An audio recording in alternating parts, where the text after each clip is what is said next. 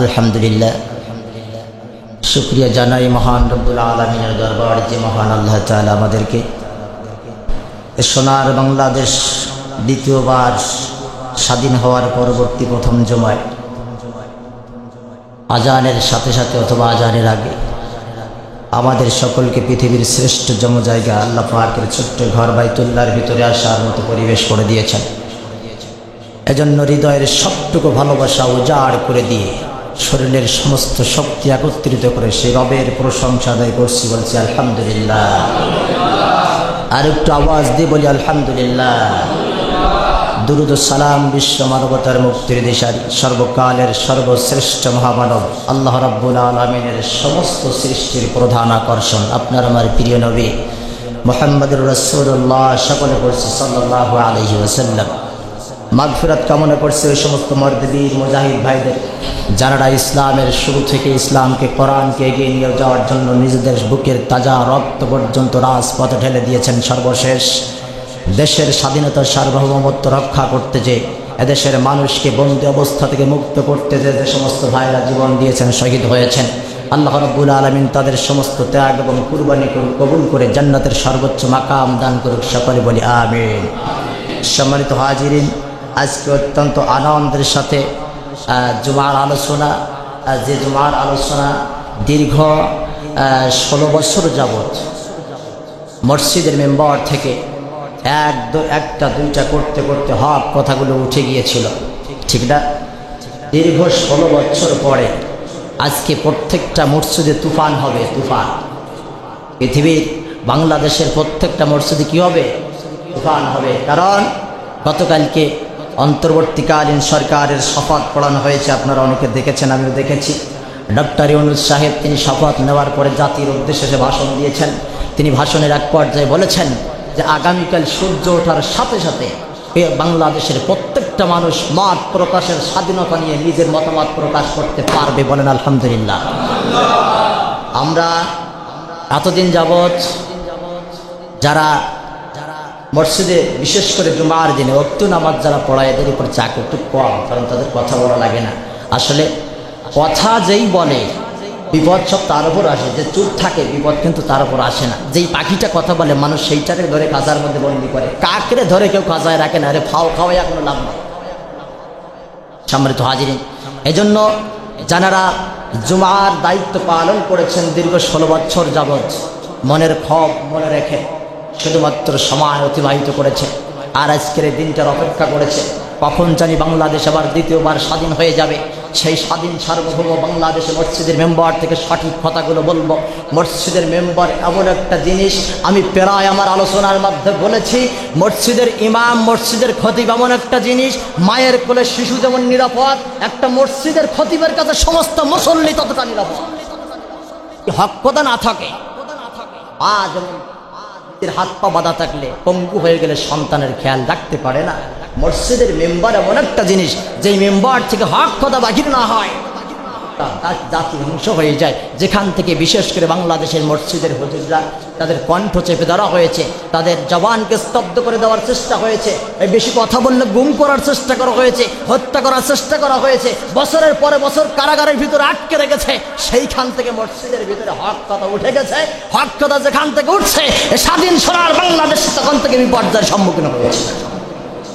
প্রত্যেক সপ্তাহে প্রত্যেক জুমায় এমন কোন মুসলমান নাই যে শুক্রবারে মসজিদে যায় না।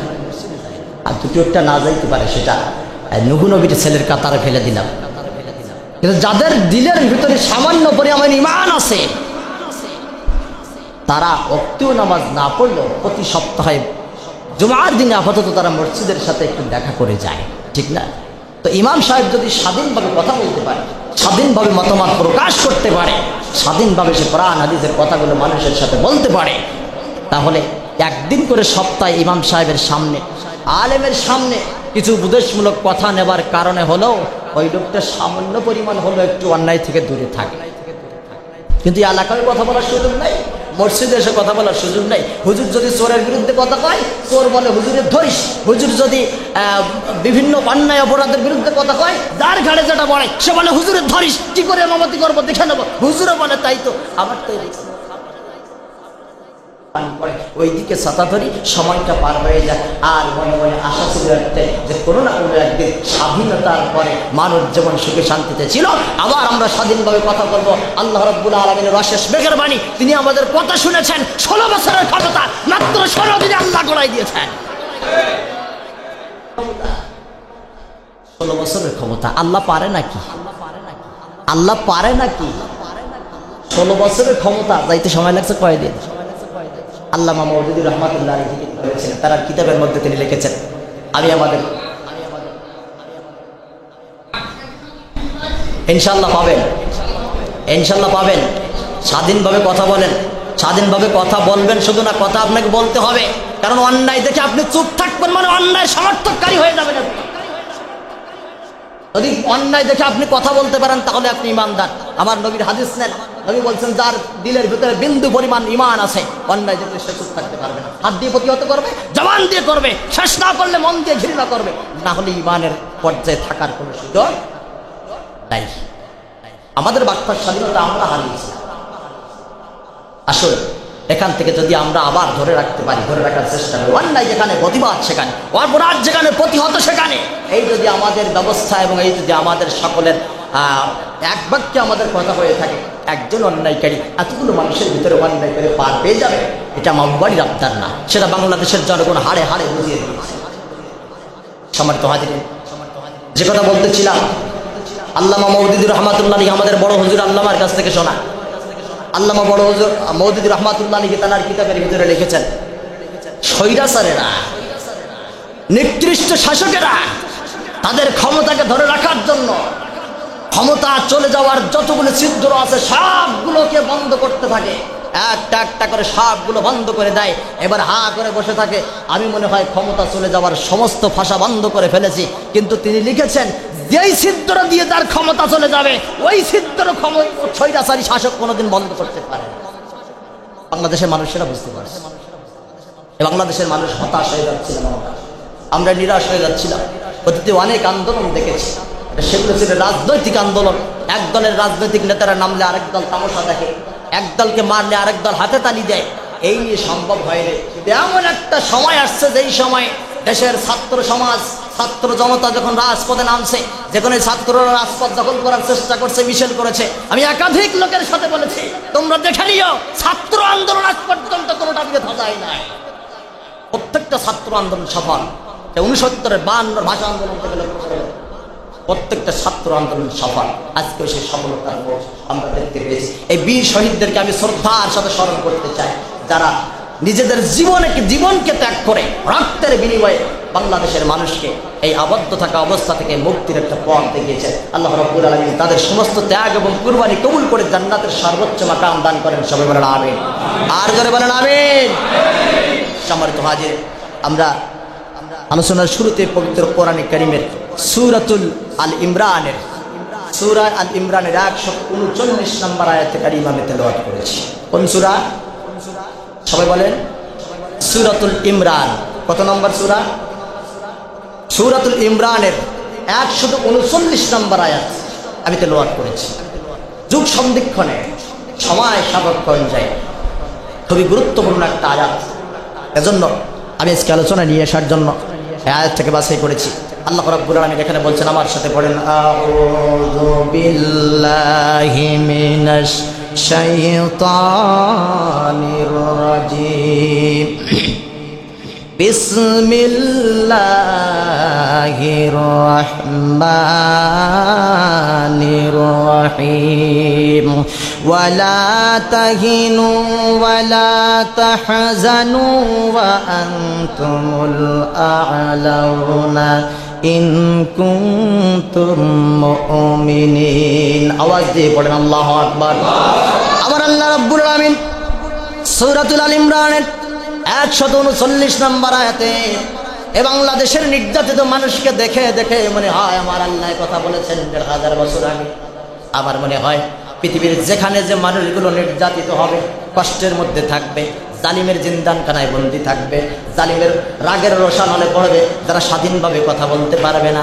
দিনের পর দিন যাবে, স্ত্রী সন্তানের সাথে দেখা হবে না, গুম হয়ে 11 বছর পর্যন্ত একবারে নির্জন জায়গায় থাকবে, কোনো পরিবারের মানুষ খবর রাখবে না। আমার মনে হয় 1500 বছর আগে রব্বুল আলামিন দেখে দেখে কোরআনের আয়াতখানা বলে দিয়েছেন। আল্লাহ বলছেন, ওয়ালা তাহিনু ওয়ালা তাহজানু ওয়া আনতুমুল আ'লাউনা ইন কুনতুম মুমিনিন। ও পৃথিবীর মানুষেরা, যেখানেই তোমরা নির্যাতিত থাকো, যেখানেই তোমরা বন্দী থাকো, যেখানেই কষ্টের মধ্যে থাকো, তোমরা কষ্ট পেও না, দুঃখ করো না, দুর্বল হয়ে যেও না। তোমাদের জন্য শুধুমাত্র একটা শর্ত আমি আল্লাহ রাব্বুল আলামিন দিয়ে দিলাম, ইন কুনতুম মুমিনিন, যদি তোমরা মুমিন হতে পারো, বিজয়ের কালিমার পতাকা, কালিমার মালা তোমাদের গলায় পরিয়ে দেব। বলেন সুবহানাল্লাহ। কথা কার? আল্লাহ বলছেন, যেখানেই অত্যাচার হবে, নির্যাতন হবে, যেখানে কষ্টে থাকো, বন্দী থাকো, গুম অবস্থায় থাকো, যেইভাবে থাকো না কেন, ধৈর্য ধারণ করো, আর হীনবান হয়ে যেও না, তুমি দুর্বল হয়ে যেও না, আমি আল্লাহ তোমার সাথে আছি। তুমি যদি ইমানদার হতে পারো, ইন কুনতুম মুমিনিন, যদি তুমি মুমিন হতে পারো, বিজয়ের কালিমার সেই পতাকা তোমার গলায় আমি আল্লাহ পরিয়ে দেব। বলেন সুবহানাল্লাহ। আল্লাহ বলছে, বান্দা তোমার উপর জুলুম আসতেছে, তুমি ধৈর্য ধরো, কষ্ট পেও না, তবে হ্যাঁ, ইমান ঠিক রাখতে হবে। কি ঠিক রাখতে হবে?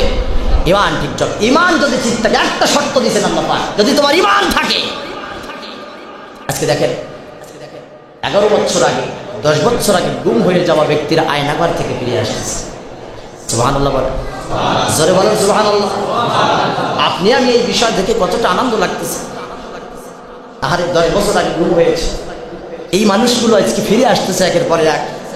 তাহলে যেই মানুষটা 10 বছর গুম হয়ে থাকলো, পরিবার থেকে বিচ্ছিন্ন থাকলো, তার পরিবার তার দিকে আশা করতে করতে আসবে আসবে আসবে করতে করতে একবারে নিরাশ হয়ে গেছে যে আর আসবে না, আর আসবে না। স্ত্রীরা অপেক্ষায় থেকে থেকে অন্য জায়গায় বিবাহ বসেছে, কি করবে আর? আপনার আমার এটা জানার পরে আনন্দ লাগতেছে। একটু চিন্তা করেন তো ওই পরিবারটার কথা, যেই পরিবার 10 বছর পরে যে সন্তান মারা গেছে, যাকে আর কখনো ফিরে পাওয়া সম্ভব নয়, এমন সন্তানকে যেই পরিবার ফিরে পেল, ওই পরিবারের আনন্দের দিকে একটু তাকিয়ে থাকে। জালিমেরা, স্বৈরাচারেরা মানুষের মন থেকে এই আনন্দগুলো কেড়ে নিয়েছে। এটা শুধু দুটো একটা দৃষ্টান্ত।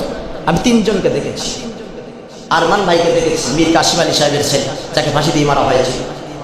গোলাম আজম সাহেবের ছেলে আজমি ভাইরে দেখেছি। তারা গেছে কোন অবস্থায় সে ছবি দেখেছি, আসছে কোন হালাতে সেটাও দেখেছি।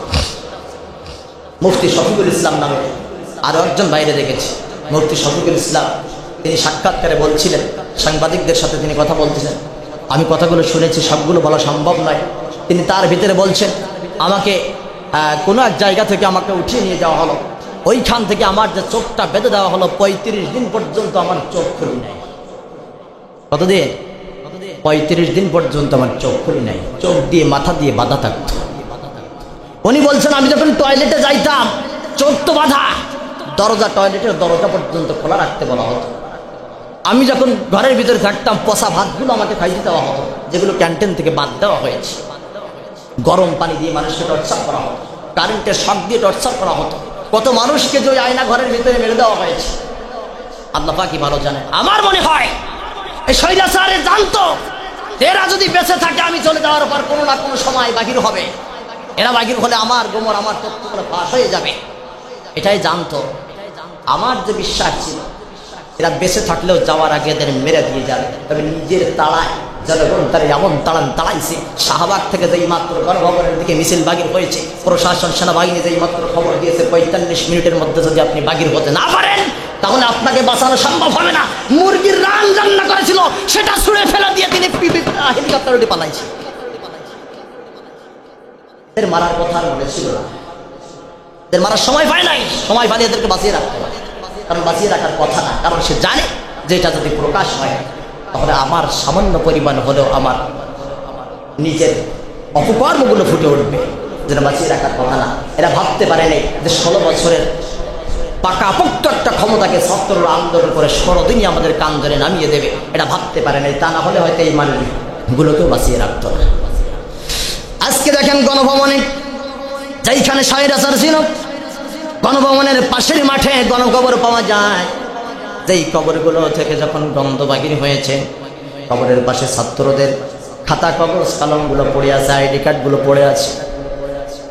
ছাত্র আন্দোলনের ভাইয়েরা বোনেরা সেখানে যাওয়ার পরে কবরের পাশে কাগজপত্রগুলো দেখলো, আর কবরের ভিতর থেকে যখন পচা লাশের গন্ধ বাগির হলো, সকলে একত্রিত হয়ে সিদ্ধান্ত নিল এর ভিতরে হয়তো মানুষ থাকতে পারেন, কারণ তার স্কুলের ব্যাগ, তার আইডি কার্ডটা সব কবরের পাশে ফেলানো। এক এক করে খোঁড়া শুরু করে দিয়েছে গণভবনের পাশে, এইখানে প্রধানমন্ত্রী তুমি থাকো, ওইখানে মানুষ মেরে পোতা হয়, তুমি কি জানতে না? তোমার অপকর্ম দেখে মনে হয় তুমি তো, তোমার 16 আনা পড়ে গেছে, এই জন্য 16 বছরের ক্ষমতা 16 দিনই শেষ হয়েছে। আজকে বাংলার মানুষ যেই মাত্র জানতে পারছে সেনা প্রধান জাতির উদ্দেশ্যে ভাষণ দেবে, আমি তখন কয়েকজনকে বলেছিলাম সেনা প্রধান যখন দেশের এই পরিস্থিতিতে সেনা প্রধান জাতির উদ্দেশ্যে ভাষণ দিতে চায় তাহলে কাজ হয়ে গেছে। সুবহানাল্লাহ পড়েন। আমি কয়েকজনের বলছি তখন সংবাদ পাইনি, এটা সকালের সংবাদ, সেনাপ্রধান জাতির উদ্দেশ্যে কথা বলবেন দুপুর 3টায়, বিকাল 3টায়। আমি এটা দেখার পরে বলছি তাহলে আশায় থাকো, কাজ হয়ে গেছে। 2টার পরে 1টার পরে অনেকে আমাকে ফোন দিয়েছে, হুজুর কাজ হয়ে গেছে, আপনাদের এলাকার থেকে ফোন দিয়েছে, হুজুর কাজ হয়ে গেছে, আমরা জানতে পেরেছি। 2টা বাজারের সাথে সাথে, রাস্তায় তো সকালেও ছিলাম, 2টা বাজারের সাথে সাথে সংবাদ পাওয়ার পর পরে আবার বাহির হয়ে গেলাম। রাস্তায় যাওয়ার পরে সাতক্ষীরা তো ছোটখাটো একটা জায়গা না, গোটা রাস্তার মধ্যে দাঁড়ানোর মতো একটা জায়গা মানুষ রাখি নাই। মানুষের কতটা ক্ষোভ ছিল তার উপরে। পুরুষ দিয়ে মহিলা দিয়ে আমি একটা ছাত্র পড়াই, আবার ছাত্র বাবার হাতটা ধরে ছোট্ট মানুষ মাথায় দেশের জাতীয় পতাকাটা বেঁধে দিয়ে আসছে। আমি দেখা হওয়ার পরে বলি, বাবা তুমি আসছো মিছিলে, এত মানুষের ভিড়ে? বলে আমার আম্মু আসতে চাইছিল, তা আব্বু নিয়ে আসি। মানুষের ক্ষোভ। আজকে যে লোকটা চলে গেল, এমন জীবন তুমি গঠন করবা, তুমি চলে যাওয়ার পরে মানুষেরা কাঁদবে, হাসবে না, কিন্তু যেই লোকটা চলে গেল বাংলাদেশের মানুষের মধ্যে বিন্দু পরিমাণ ভালোবাসা সে রেখে যায় নাই। বাবার রেখে দেওয়া স্বপ্ন পূরণ করার নামে সেই 7 সাল 9 সাল থেকে স্বপ্ন দেখা শুরু করেছে। 41 সাল 41 সাল 41 সাল কোথায় গেল সে 41 সাল? সবেমাত্র 24। কত? 24। 41 তো গুনতে গুনতে এখনো দম লেগে যাবে। এজন্য আল্লামা মওদুদি বলেছেন, স্বৈরাচাররা সব পথগুলো বন্ধ করে দেয়। 41 সাল 50 সালের টার্গেট নিয়ে নেয়, কিন্তু 24-এ যে তার বিপদ হবে এটা সে জানতো না। ফেসবুকে এখন দেখি অনেকে লিখে লিখে ছাড়তেছে, আমার যে এত বিপদ, প্রধানমন্ত্রীর ছবি দিয়া ছবির নিপে লিখছে আমার যে এত বিপদ, এই বিপদের সময় একটা দোয়া যে পড়বো, সেই দোয়াটার নাম হলো ইউনুস। আর ইউনুস তো এখন ক্ষমতায়। বলেন আল্লাহু আকবার। বাঙালির মাথা যে কোথায় বুদ্ধি আসে। বলে বিপদে পড়ি এমন একটা দোয়া যে পড়বো, ইউনুস বসছে ক্ষমতায়, আর সেই দোয়াটার নাম হলো ইউনুস। পড়ি কি করি? ডক্টর ইউনুস যখন বিদেশে, তখন দেশে আসি নাই। সাংবাদিকরা প্রশ্ন করলো ডক্টর ইউনুসের কাছে, ডক্টর ইউনুস আপনি তো বাংলাদেশে যাচ্ছেন, প্রধানমন্ত্রী হবেন, আপনি বলেন তো দেখি, এই যে 16 বছর ধরে রেখে যাওয়া মূর্তিগুলো, ভাস্কর্যগুলো আর ছবিগুলো মানুষ কেন ছিঁড়ে ফেলতেছে? ডক্টর ইউনুস একটা আশ্চর্যজনক কথা ওখানে বলেছে। ডক্টর ইউনুস ব্যক্তিগতভাবে আমি ততটা তার চিনি না, সে যাই থাকুক না কেন, কিন্তু মাল একখান। ডক্টর ইউনুস বলছে, আমার কাছে এই প্রশ্ন কেন করো? তার মূর্তি ভাঙতেছে, তার মেয়ে তো এখন বিদেশে আছে, তার কাছে যে প্রশ্ন করো মানুষ কেন মূর্তি ভাঙে, মানুষ কেন ভাঙতেছে, তার কাছে যে শোনো ওদেশের মূর্তি কেন ভাঙতেছে, আমি কি করে পাবো? এদেশের আলেম ওলামা যখন মোড়ে মোড়ে মূর্তি বানানোর সিদ্ধান্ত নেওয়া হলো, আলেম ওলামা একযোগে রাস্তায় নেমে আসলো, গুলি করে মানুষও মারা হলো। আলেম ওলামার কথা ছিল এদেশে মূর্তি চলবে না, মূর্তি রাখা যাবে না। ফখরুদ্দিন সাহেব যখন ক্ষমতায় আসছিলেন 16-17 বছর আগের কথা মনে করে দেখেন, হাজিরা হজ করতে যায় যে অফিসের পাশে একটা মূর্তি বানাইছিল, কালো একটা মহিলার মূর্তি বানাই নাই, ওখানে বানাতে চেয়েছিল, সিদ্ধান্ত নিয়েছিল। বাইতুল মুকাররমের তৎকালীন সময়ের খতিব তিনি বলিষ্ঠ কণ্ঠে জুমার দিন ঘোষণা করে দেওয়া দিয়েছিল, যদি মূর্তি বানানোর সিদ্ধান্ত বয়কট করা না হয়, জুমার দিনে, আগামী জুমার দিনে বাইতুল মুকাররম থেকে মুসলিম জনতা মিছিল বাগির করবে। ফখরুদ্দিন সরকার সেটা বন্ধ করে দিয়েছিল। 2024-এর আগে আর এরা ক্ষমতায় থাকার পরে যখন মূর্তি বানানোর সিদ্ধান্ত নিল। আল্লামা মামুনুল হক সহ অসংখ্য আলেম তারা মূর্তির বিরুদ্ধে কথা বলল। এরা একটু পাম দিয়ে তারা বোঝাইতে চাইল আমরা ভাস্কর্য বানাচ্ছি, এটা মূর্তি না। জনগণকে বোঝাইতে চাইল এটা মূর্তি না। জনগণ তাকায় আর কয় মূর্তি না তো ওটা কি, ভাস্কর্য হয় কি করে? মনে মনে মূর্তি বানাইছে। এতদিন দেখতাম না যে এই মূর্তিগুলো ভাঙা হয়েছে। আলহামদুলিল্লাহ বাংলার জমিন মূর্তি মুক্ত একটা জমিন পেয়েছে। এই মূর্তিগুলো ভাঙা হয়েছে, এতটা মজবুত আর শক্ত করে রেখেছে। ছাত্র জনতা বিজয় মিছিল নিয়ে যখন ভেকু দিয়ে সেটা ভাঙতেছে, ভেকুতেও ভাঙতে পারে না। কত কোটি কোটি টাকা দেশের জনগণের পকেটের টাকা মাইরা খাইয়া বাবার মূর্তি বানাইয়া রেখে গেল। এই কোটি কোটি টাকা যদি বাংলাদেশে থাকতো, পেঁয়াজের কেজি 200 টাকা হতো না। এই কোটি কোটি টাকা যদি দেশে থাকতো, চাউলের কেজি 70 টাকা 80 টাকা হতো না। এই টাকাগুলো যদি দেশের মাটিতে থাকতো, জনগণের পিছনে ব্যয় করতো, আপনার মাল জিনিসের দ্রব্যমূল্যের ঊর্ধ্বগতি হতো না। আপনারা জানলে আশ্চর্য হবেন, সঠিক হিসাব কিনা আমি জানি না। ফেসবুকে একটা নিউজের মধ্যে দেখলাম বাংলাদেশ বর্তমান সময় $99 বিলিয়ন ঋণ। আমি ঋণী $99 বিলিয়ন। এটা চারটিখানিক কোনো ব্যাপার না। বাংলাদেশের যত জনগণ আছে সকলের মাথা পিছু যদি ফেলানো হয় 50,000-এর নিচে মনে হয় আসবে না।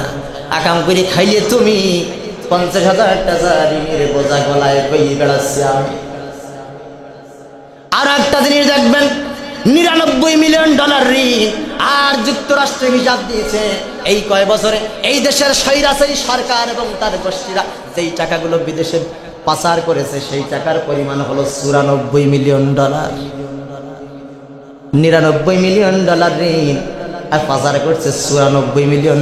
তবে ঋণের হিসেবটা সঠিক পাওয়া যায়, তারা পাবে বলে তারা সঠিক হিসাব করে পাঠাইছে। পাচার করা টাকার তো সঠিক হিসাব পাওয়া যায় না। যেগুলো পাইছে সেগুলো জানাইছে। এর মানে হলো একটা স্পষ্ট বোঝা যায় আল্লাহ রাব্বুল আমিন বাংলার জমিন এমন একটা জমিন মুসলমানদেরকে দিয়েছে যেই জমিনের ভিতরে কোনো জিনিসের অভাব আল্লাহ রাখে নাই। এই দুইটা ঘটনা থেকে বোঝা যায় এবং প্রমাণ করা যায় আল্লাহ রাব্বুল আমিন এমন কিছু বাংলার জমিনে রেখেছে, ঋণও নাই। পাচার দিয়ে যদি পাচারের টাকা দিয়ে পরিশোধ করা হয় ঋণ থাকবে না।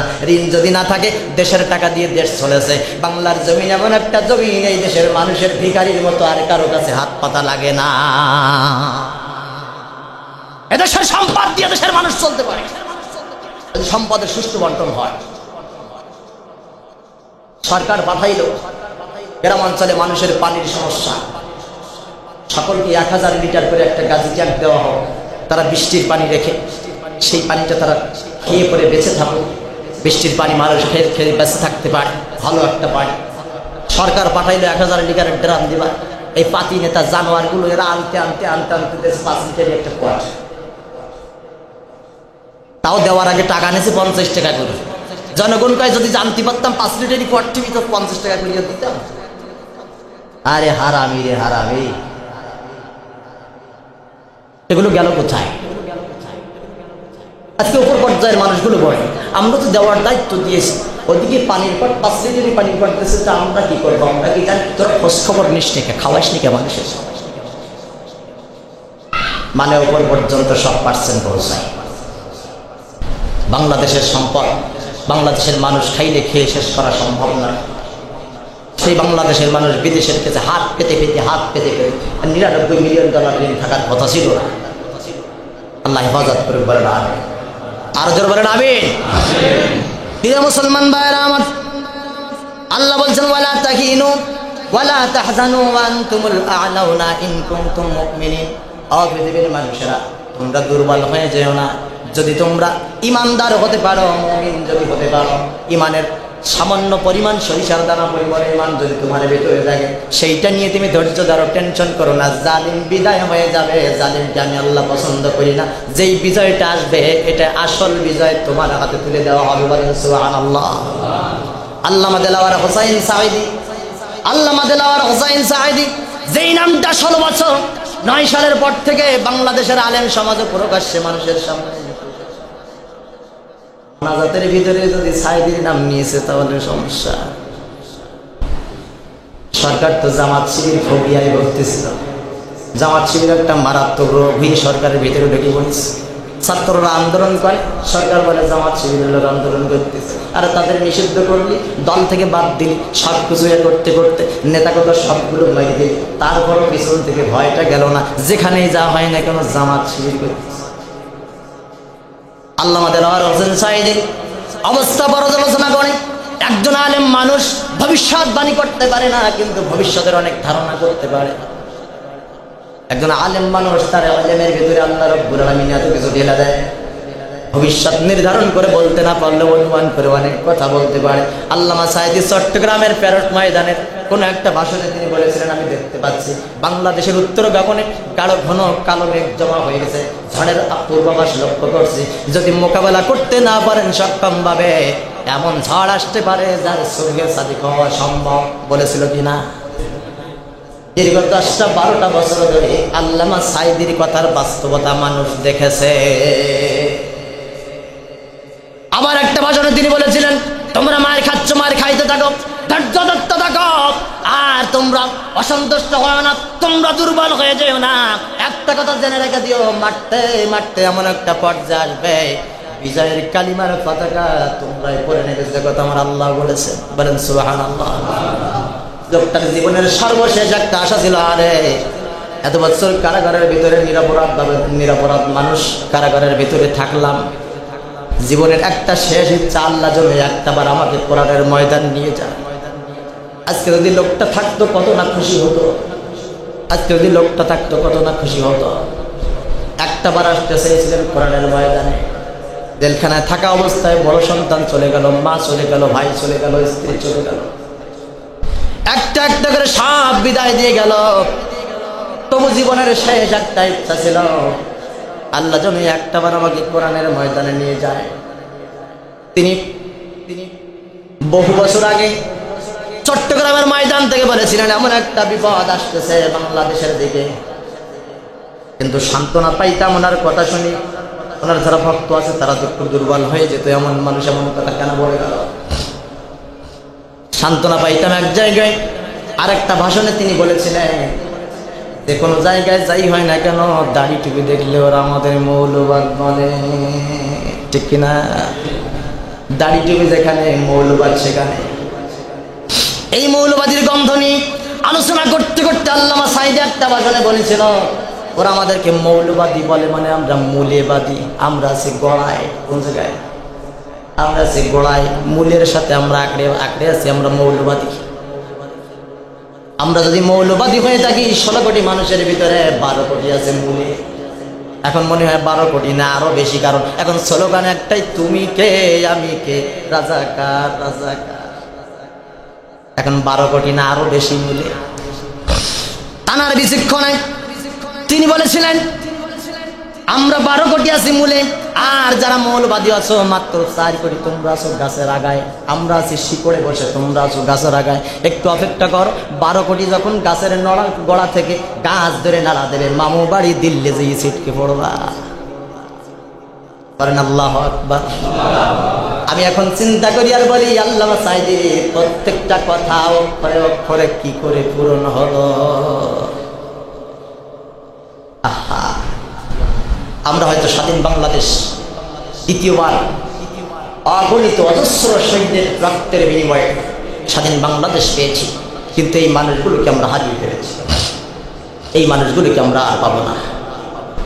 তবে আল্লাহ বলছেন, ইসলামপন্থী যারা, কোরআনের আন্দোলন তোমরা যারা করো, তোমরা শুনে রেখে দাও, একজন যাবে 10 জন আসবে, এটা নিয়ে তোমরা টেনশন করো না। এক সাঈদী বিদায় হবে, লক্ষ সাঈদী ঘরে ঘরে জন্ম হয়ে যাবে। সেটাও গেছে, কারণ সাঈদী সাহেব যখন গ্রেপ্তার হয়েছিল, ইসলামের উপর যখন চরমভাবে, জামাত ইসলামের উপর চরমভাবে যখন নির্যাতন হচ্ছে, জামাত ইসলামের সংখ্যা বর্তমান সময়ে যত বেশি এতটা ছিল না। ছিল? আজকে দেখেন মুনাফিক আছে না, রাসূল বলছে মুনাফিকদের চরিত্র হলো, ওরা এই ছাগলের পাশে একবার দৌড়ায়, ও ছাগলের পাশে একবার দৌড়ায়, দৌড়েই বলে যে আমি তোমার দলে ছিলাম, আবার যে বলে যে আমি তোমার দলে ছিলাম। এটা হলো মুনাফিকের চরিত্র। মানে সুবিধাবাদ দিল, যে দল যখন ক্ষমতায় তার পাশে যেই প্রমাণ করতেছে যে আমি তো তোমারই ছিলাম। এটা সমস্ত জায়গায় আপনারা সচেতন থাকবেন এবং লক্ষ্য রাখবেন। বিভিন্ন জায়গায় কথা শোনেন, বিভিন্ন জায়গায় আকাম করে তথাকথিত দলের মানুষ আকাম করে, আকাম করার আগে প্রচার করতেছে যে আমরা ছাত্র শিবিরের লোক। এই কাজ তোরা কেন করেছে? ভাঙচুর এবং আকাম করার পরে ছাত্র শিবিরের একটা ট্যাগ লাগাই দিয়েছে, যাতে সাধারণ মানুষ মনে করে যে জামাত শিবিরেরা এরকম কাজ করতে পারে। এরকম হারামি এখনো অসংখ্য মোড়ে মোড়ে ঘুরে বেড়াচ্ছে। এরা মুনাফিক। আল্লাহ কোরআনে বলছে এরা কি? এরা মুনাফিক। নবীজি মুনাফিকের জানাজা পড়েন নাই। আব্দুল্লাহ ইবনে উবাই যে যখন মারা গেল, তার সন্তান কাঁদতে কাঁদতে আসছে, ইয়া রাসূলুল্লাহ আমার বাবা মারা গেছে, আপনি একটু আমার বাবার জানাজাটা পড়িয়ে দেন। আমার বাবা কয়টা দাবি করছে। কি দাবি করছে তোমার বাবা? বলে আমার বাবার জানাজাটা আপনি পড়াবেন, আপনার বাদ দেওয়া জুব্বাটা আমার হাতে দিবেন, ওই জামা দিয়ে ওই জুব্বা দিয়ে আমার বাবার কাফনের কাপড় হবে, বাজারের কোনো কাপড় দিয়ে হবে না। আমার বাবার জানাজাটা আপনি পড়াবেন। রাসূল বললেন আমি তো এতিম ছিলাম, তুমি এতিম অসহায়ের মতো কাঁদতেছ, তোমার দেখে আমার মায়া হয়, চলো তোমার বাবার জানাজা পড়াতে চাই, আর তুমি আবার এই জুব্বাটা নিয়ে যাও, বাবার কাফনের কাজটা এই কাপড় দিয়ে সেরে ফেলে দাও। আল্লাহ রাসূল যখন চলে গেলেন, আব্দুল্লাহ বিন উবাই তার জানাজা করার জন্য সব কিছু যখন রেডি হয়ে গেল, রাসূল জানাজার নামাজে দাঁড়াবেন, পিছন থেকে হযরত ওমর আপত্তি করেছেন। অনেকে বলে হযরত ওমর রাসূলের জামা টেনে ধরেছেন, আপত্তি করেছেন, ইয়া রাসূলুল্লাহ এই লোকটা মুনাফিক ছিল, এর জানাজা আপনি পড়াইতে পারেন না। সারা জীবন গোপনে গোপনে ইসলামের বিরোধিতা করেছে, আর ইসলাম মুসলমানদের সব খোঁজ খবরগুলো বাতিলদের কাছে পৌঁছে দিয়েছে। এইরকম মানুষ আজকে গ্রাম ভরে গেছিল। আলোচনা করি এখানে থানায় খবর যায় কি? পাকামো করার জায়গা পাও না, পাকামো করিয়ে দিই। হুজুর কি বলিছে না করে থানার পুলিশ এসে দেখে গেছে। মসজিদে জুমায় হুজুর আলোচনা করে, থানার থেকে ফোন দেয়, হুজুর এই কি করেছে। আলহামদুলিল্লাহ আপনারা আমাদেরকে অনেক সময় আমাকে ফোন দিয়েছেন, সতর্ক করেছেন, সাবধান করেছেন, হুজুর এইভাবে না এইভাবে করলে ভালো হয়, সময় খারাপ। আমি তাদেরকে আমার পরামর্শদাতা হিসেবে রাখি, আমি তাদের প্রতি কোনো ক্ষোভ আমার নাই, কারণ তারা আমার ভালো চেয়েছিলেন, এর জন্য বলেছে। তো অসংখ্য মানুষ এলাকায় আজকে মাহফিল হয়, মাহফিল হওয়ার আগে আমাকে নেতা করতে হবে, আমার দলের লোক চাকতে হবে, না পারলে কি করবো, কি করে মাহফিল হয় দেখি নিব। আছে না? আজকের থেকে শুনে নেন, দেশ যদি এইভাবে গঠন হয়ে যায়, এইভাবে চলতে থাকে, মাহফিলের মঞ্চে সভাপতি থাকবে আলেম, মঞ্চে থাকবে আলেম, কোন জালেম মঞ্চে ওঠার সুযোগ আজকের থেকে আর পাবে। আহা, মাহফিল উঠে লক্ষ লক্ষ মানুষের সামনে দুজন পুলিশ সাথে করে নিয়ে এসে হুজুরের মুখ থেকে মাইক কেড়ে চলে গিয়ে দেয়। হুজুররা অত্যন্ত ধৈর্য ধরেছে, আমি দেখেছি। আল্লামা তারিক মনোয়ার সাহেব তার মাহফিলে তিনি আলোচনা করতেছেন, বাইকের উপর ছিড়িয়ে নেওয়া হচ্ছে, তাকে অকথ্য ভাষায় কথা বলা হচ্ছে।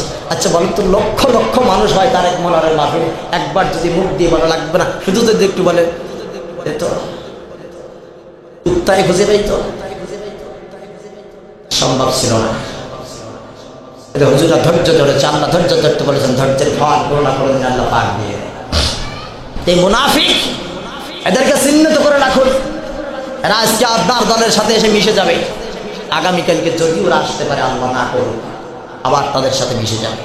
আল্লাহ রাসূল আব্দুল্লাহ বিন উবাইয়ের জানাজায় দাঁড়াবেন, ওমর আপত্তি করলেন, ইয়া রাসূলুল্লাহ আপনি জানাজা পড়াইতে পারেন না।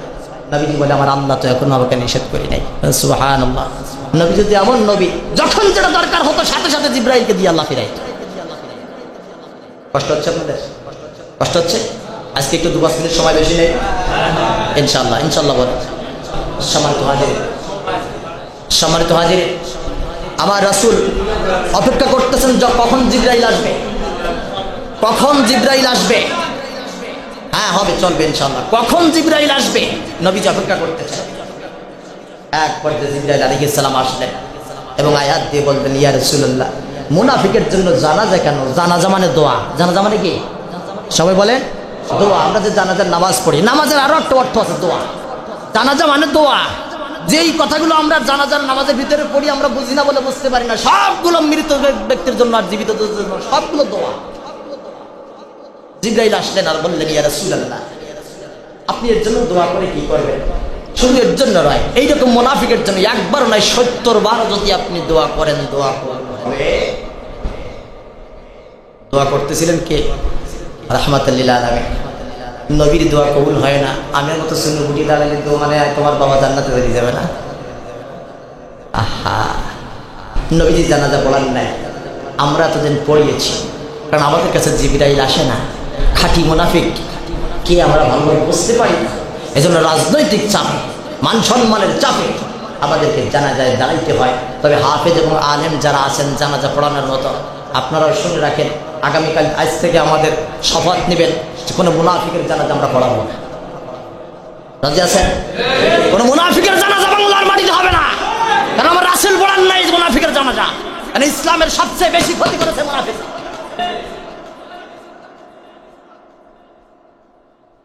মুনাফিকরা সবচেয়ে বেশি ক্ষতি করেছে। তবে হ্যাঁ, অনেক সময় এমন হয় এর জানাজা যদি আমি না পড়াই, বলো নেতা মানুষ, আরে ভাই মুনাফিক সব দলে আছে, তারা এখন ক্ষমতা নেওয়ার জন্য পাইতারা মারতেছে, এরা কি ভালো? ঝামেলা আছে। তবে যেই মুনাফিক হোক না কেন তার জানাজা পড়াবেন না। যদি পড়ান জানাজার নামাজের নিয়ম শিখে নেন। যদি পড়ান চাকরি সামনে দাঁড়াবেন, নিয়াত বাঁধার সময় মুখে বলবেন, আল্লাহ এই লোকটা সারা জীবন আমারে জ্বালাইছে, এ সারা জীবন আমাকে বাসায় ঘুমাইতে দেয় নেই, এ যা অত্যাচার করেছে আল্লাহ সেই অনুযায়ী তুমি বিচার করো। আল্লাহ আকবার। আল্লাহ এর ব্যাপারে আর কি বলবো, আমার তোর বলার কিছু নাই, আমি আজকে ভাষা খুঁজে পাচ্ছি না। আল্লাহ তুমি তোমার মতো করে এর কোষ। আল্লাহ আকবার। আল্লাহ তকবীর চারটে শেষ হয়ে গেল তো আর কিছু বলতে পারবো না। আল্লাহ এর যা পরিমাণ জ্বালাইছে ওই পরিমাণেরই কোষ। আল্লাহ আকবার। আসসালামু আলাইকুম ওয়া রাহমাতুল্লাহ। আসসালামু আলাইকুম। দেখেন মুনাফিক কি করে জান্নাতে চলে যায়। সারা জীবন আকাম করলো, বাইতুল মুকাররম থেকে হুজুর এনে জানাজা পড়াইলো, আর সন্তান 2 হাঁড়ি খিচুড়ি আর 30 কেজি জিলাপি দিয়ে মনে করলো আমার বাপ জান্নাতে চলে গেছে, মামু বাড়ির আবদার হয়েছে। আমার কলিজার ভাইরা, এজন্য লক্ষ্য রাখবেন, বিভিন্ন জায়গায় আকাম করে, বিশেষ করে জামাত আর শিবিরের ট্যাগ লাগাইয়া ছেড়ে দেওয়া হচ্ছে, যে কাজটা জামাত শিবির আলাদা করেছে। আমি আত্মবিশ্বাসের সাথে আপনাদের বলতে চাই, তারা প্রকৃতপক্ষে জামাত ইসলামীর সাথে যুক্ত, ছাত্র শিবিরের সাথে যুক্ত, আত্মবিশ্বাসের সাথে বলছি, আমি তাদের সাথে প্রকাশ না করলে বলছি, দীর্ঘ বছর যাবৎ তাদের সাথে আমার ওঠা বসা। কোনো জায়গায় যদি কোনো ভাঙচুর হয়, অগ্নিসংযোগ হয়, মানুষকে মারা হয়, এমন কোনো ঘটনা ঘটলে যদি কেউ প্রচার করে জামাত শিবির করেছে, পর্যালোচনা না করে বিশ্বাস করবেন না, কারণ আজ পর্যন্ত কেউ এমন ঘটনা শিবিরের পিছনে প্রমাণ করাতে পারি নাই।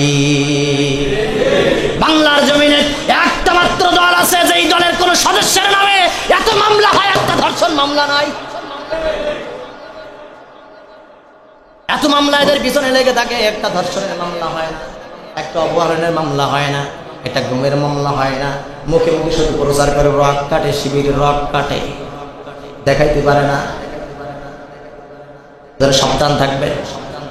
এলাকায় বিভিন্ন জায়গায় ভাঙচুর, যারা ভাঙচুর করতেছেন তাদের উদ্দেশ্যে আমার বক্তব্য, আপনি ভাঙচুর করতেছেন আর মানুষ মারতেছেন ভালো কথা, তবে একটা কথা ভুলে যাবেন না, তারা কিন্তু দেশ ছেড়েছে এই কারণে, ঠিক কিনা?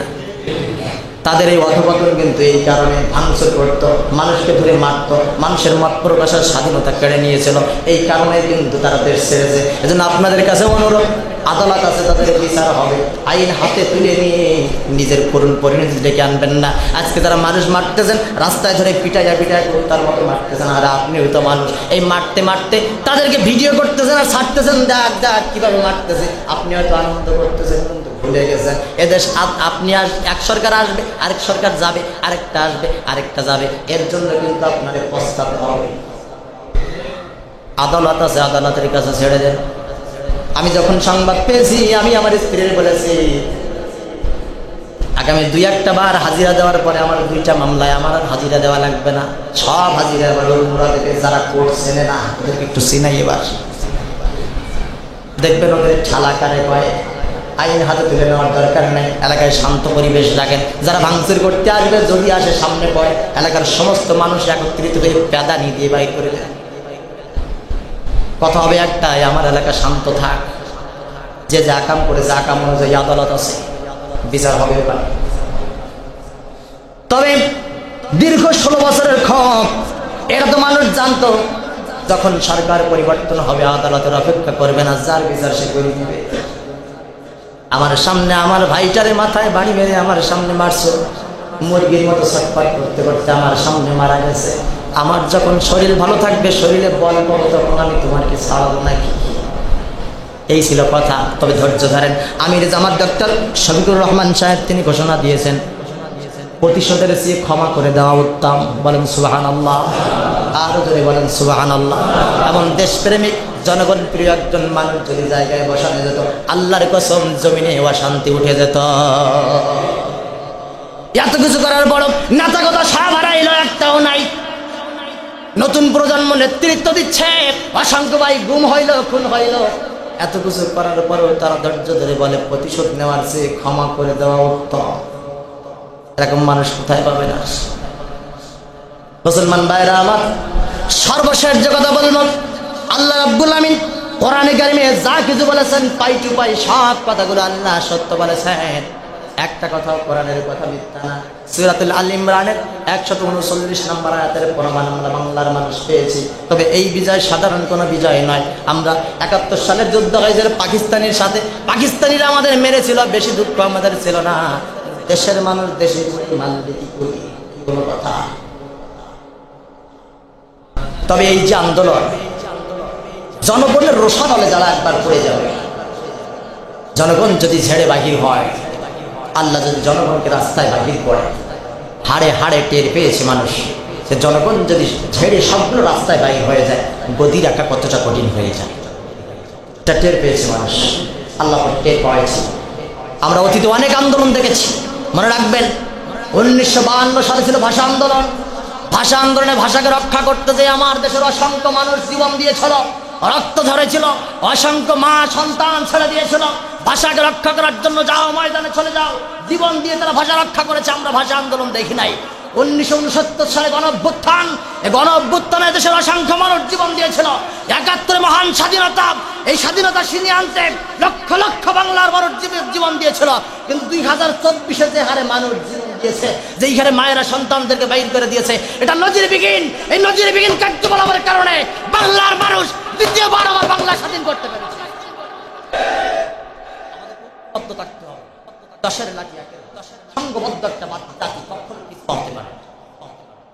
আপনি অতীতের ইতিহাস দেখেন। আমি গত জুমায় বলেছিলাম, সব শেষে বলেছিলাম, মাননীয় প্রধানমন্ত্রী আপনাদের কাছে দোয়া চেয়েছেন, সবাই একটু আমিন বলেন। মনে আছে নাকি? উনি একটা ভিডিও বার্তা পাঠিয়ে তিনি বলেছিলেন, দেশবাসীর উদ্দেশ্যে ভাষণ দিয়েছেন, বলেছিলেন যে প্রিয় দেশবাসী, আপনারা ধৈর্য ধরেন, আল্লাহকে ডাকেন, আল্লাহ যেন খুব দ্রুত জালিম এবং শাসক, জালিম এবং সন্ত্রাসীদের থেকে আমাদেরকে হেফাজত করে। বলে না আমিন। আমি বলেছিলাম বলে না আমিন, আপনারা সকলে একবার আমিন বলেছিলেন। স্বৈরাচার যারা, জালিম যারা, যারা মানুষকে বিরক্ত করে, জ্বালাতন করে, রাতে বাড়ি ঘুমাতে দেয় না, এদের কোনো দোয়া আল্লাহ কবুল করে না। কিন্তু আমার জন্য অতীতের ইতিহাস দেখলে মনে হয় নিজের দোয়ার কারণেই নিজেরা মরে। এরা যখন নিজের বিরুদ্ধে দোয়া করে তখন আল্লাহ এদের ছাড়ে না। দেখেন আবু জেহেল যখন বদরের যুদ্ধে যাবে, আমার নবীর সাথে নবীর বিপক্ষ শক্তি, বদরের যুদ্ধে আবু জেহেল যাবে। বদরের যুদ্ধে যাওয়ার সময় কাবার গেলাপের গায়ে আবু জেহেল দুইটা হাত লাগাইছে আর আল্লাহরে ডাক দিয়ে বলে, আল্লাহ যুদ্ধে যাচ্ছি মোহাম্মদের বিরুদ্ধে, আজকে তুমি সত্যের বিজয় দিও। সুবহানাল্লাহ। আল্লাহ বলে, ঠিক আছে, তোর কোনো দোয়া তো কবুল করিনি, কিন্তু এত আবদার আমি ফেলি কি করি? আল্লাহ দোয়া কবুল করল। যুদ্ধের ময়দানে আবু জেহেল যখন চলে গেল, শটগান পিস্তল রাইফেলের দরকার হলো না, খাজুর গাছ থেকে ডাল ভাঙিয়ে নিয়ে 9-10 বছরের বাচ্চারা পিটাইয়ে তারে মারল। আল্লাহ বলল, ঠিক আছে, তোর দোয়া কবুল হয়ে গেছে, সত্যের বিজয় হয়ে গেছে। সুবহানাল্লাহ। যেন জালিমেরা নিজে নিজে কখন নিজের বিপক্ষে দোয়া করে সে নিজেই বুঝতে পারে না। আর আমার ইতিহাস দেখলে মনে হয় জালিমের কোনো দোয়া কবুল না হলেও নিজের বিপক্ষে যেই দোয়া করে এই আবদার আল্লাহ ফেলতে পারে না।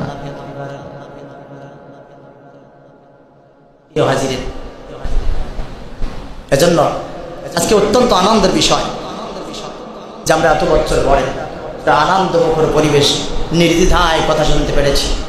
আমি অবশ্য 4 বছর পার হয়ে গেছে আপনাদের এখানে খেদমত। আমার 4 বছরের ভিতরে যুগ সন্ধিক্ষণে কথা বলার চেষ্টা করেছি, যখন যেটা বলেছি কম বেশি টাচ দেওয়ার চেষ্টা করেছি, প্রকাশ্যে খোলামেলা না বললেও কম বেশি বলার চেষ্টা করেছি। কিন্তু এইরকম উৎফুল্ল পরিবেশ 4 বছরের ভিতরে আজকে প্রথম পেয়েছি। আমি আল্লাহর দরবারে লাখো কোটি শুকরিয়া করছি। সকলে বলি আলহামদুলিল্লাহ। এই পরিবেশ যেন চলমান থাকে, এই পরিবেশ যেন চলমান থাকে। আল্লাহ পাক যেন আমাদেরকে মত প্রকাশের স্বাধীনতা, বিশেষ করে মসজিদের ভিতরে যেন কোনো রাজনীতি আল্লাহ পাক রব্বুল আমিন আসতে না দেয়। মসজিদ রাজনীতি মুক্ত থাক। এখানে হুজুররা রাজনৈতিক কথা বলে না, হুজুররা ন্যায়সঙ্গত কথা বলে, কিন্তু রাজনৈতিক কথা রাষ্ট্রীয় আইনের বিরুদ্ধে যায়, এতে হুজুরদের কিছু করার নাই। আর সেটা যাওয়ার কারণে বাধা দিতে দিতে মেম্বার থেকে হক কথা উঠে গেছে।